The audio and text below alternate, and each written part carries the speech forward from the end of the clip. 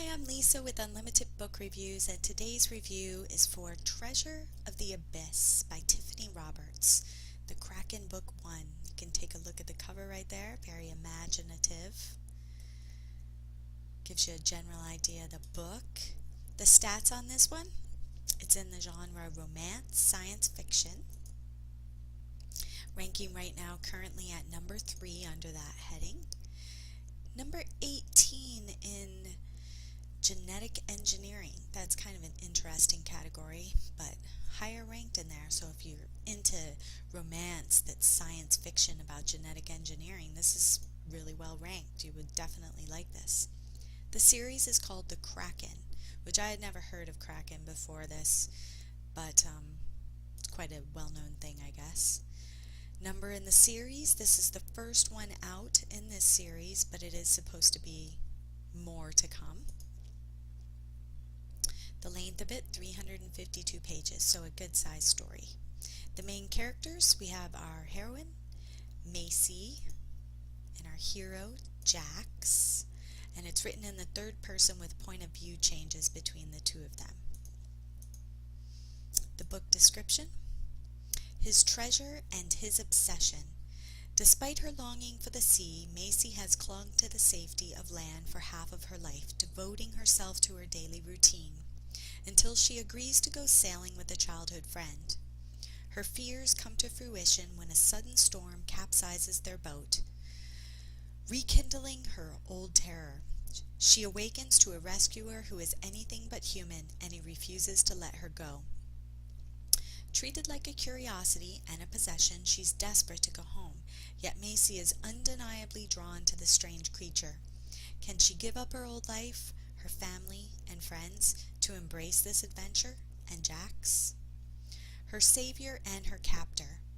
Jax the Wanderer is a hunter, an explorer, and an oddity among his kind.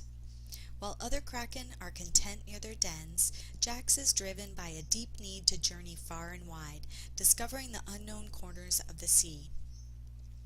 Macy challenges everything he's known. She's the most alluring creature he's ever seen on his travels. He must possess her, though he knows it can only end in disaster. How much is he willing to forsake for the female he desires? So the plot and character development on this book is, I would sum it up. When a guilt-ridden, afraid of the water young woman is out on a date on the ocean for the first time in years, she's swept away during a storm and rescued by a species she has never seen before.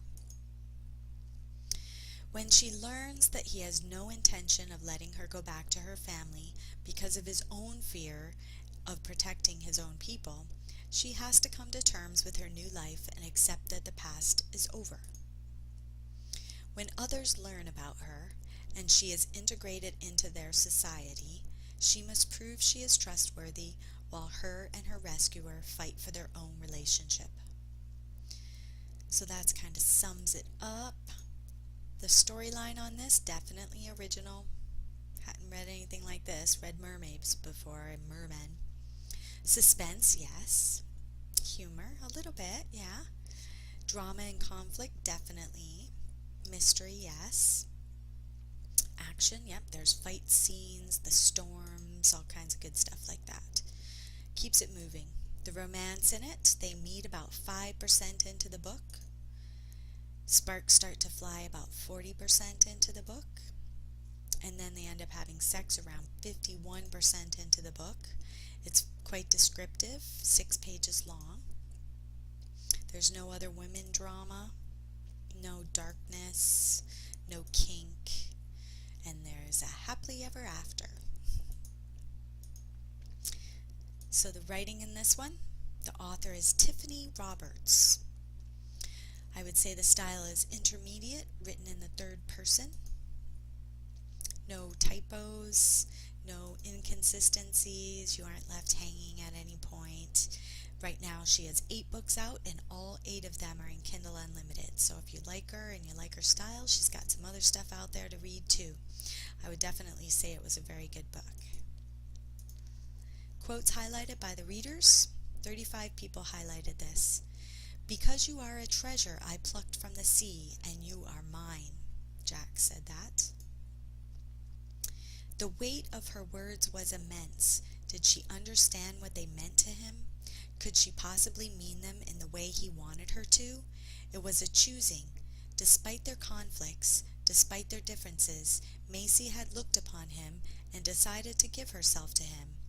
Decided she'd be his. That was far more powerful than the claim he laid upon her. Jack's 8 people highlighted that.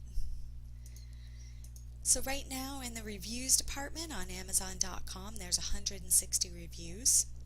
This book is currently at 4.7 out of 5, so very good. Simia Moss says, "This is yet another beautiful story of love knowing no bounds that I believe this duo captures in their books, brilliant in both writing and description, in settings as well as characters." Sweet Tea says, "Tempting tentacle treasure."